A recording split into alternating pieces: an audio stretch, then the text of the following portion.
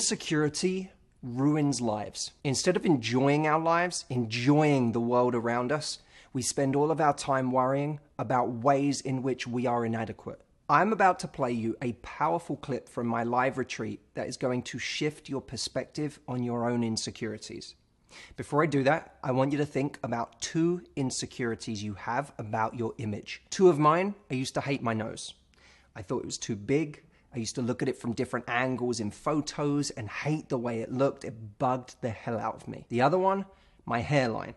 When I got into my 20s and I started to feel this receding here in the corners, all of a sudden I got freaked out. I thought I was losing my hair and I was gonna go bald much sooner than I thought. What are your 2?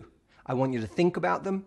Get that feeling in your stomach when you have an insecurity that you can't change, and get ready for your perspective to be shifted. We released a program called What Men Want. We said we're going to give out a prize for somebody out of these, I think it was 3,000-4,000 people who have bought this program. We're going to give out a prize, which is 1 hour with Matt. And this person showed up on a Skype call. I said, are you ready? She said, I'm ready. I can't wait. I said, you want to do video? She said, absolutely, I want to do video. I said, great. So I turned on my video I think it was on a Sunday, for this hour of coaching. And this woman appeared on the video, and what was immediately apparent was that this person had a disability. She was in a wheelchair. She said, Matt, it's so good to speak to you. I'm a big fan of everything you do. I have to ask you, how do I get this guy who is a friend to be more than a friend? I said to her, well, how often do you see this person? She said, not really ever. We just text. I said, well, how often do you go out? She said, only about once a month. I leave the house.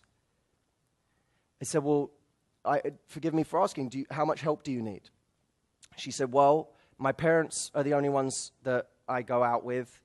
They take me out of the house. They have to help me use the bathroom when we go to coffee shops or when we're anywhere. I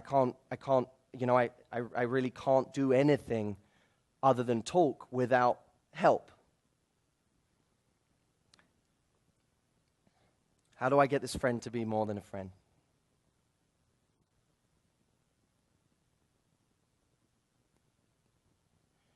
And she said,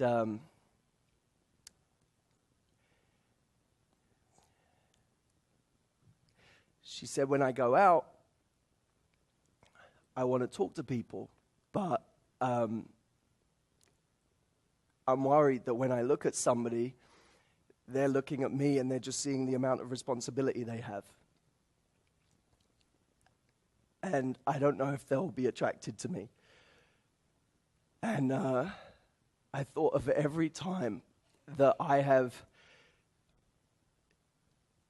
played the violin for myself when I have gone out and looked at someone and thought maybe they won't like me.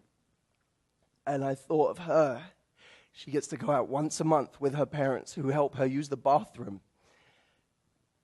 And if she even wants to talk to someone, what's going through her mind is that she's not thinking they might not think I'm pretty enough. She doesn't have the luxury of just thinking they might not think I'm pretty enough. She's thinking, this person is seeing a life with someone who needs help every step of the way. They are taking on a full-time job by being with me. And for a second, it broke my heart to speak to this person. And the whole fucking thing every reason I do my job made sense. And I said to her, I'm not going to sit here and pretend to understand, because that would be patronizing. What I will say to you is, you are unbelievably brave. Unbelievably brave. The work I would have to do on myself if I stepped into your shoes tomorrow for one day would be incredible. And you're already there. So let's start there. I'm sitting here humbly in front of you. Let's now talk about what I might be able to help you with. Let me tell you what I've learned and what we can do.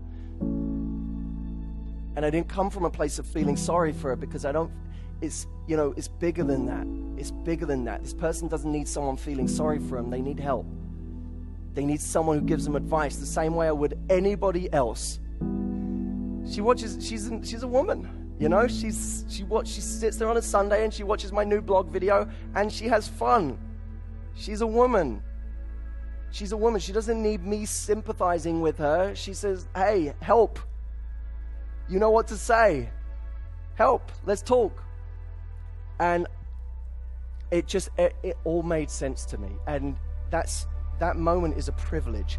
And you don't know exactly when they're going to come. You just know that there's going to be moments where something means something to you and it connects with you. Perspective is so powerful.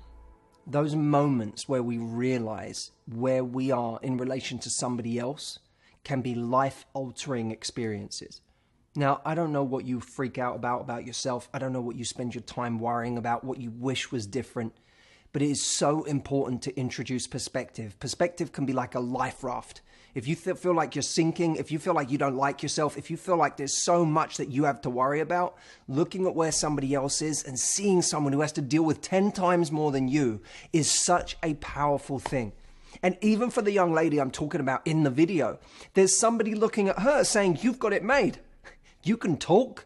You've got it made. I can't even talk. Or there's somebody looking at her saying, you can leave the house once a month. I never get to leave this bed.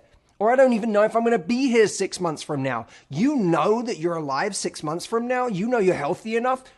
I don't even know if I'm going to be around. You've got it made. Perspective can be a shortcut to gratitude, to being grateful for what you have instead of being preoccupied with what's wrong, the ways in which you feel you're inadequate. Now, perspective can also be limited. Many of us get perspective in a moment, something that shifts us, and then we forget about it. The moment we engage again with our personal suffering, we forget about that lesson we learned. That's the problem. So perspective can be a life raft, but that's not the same as happiness. Happiness comes from falling in love with your situation and from falling in love with yourself.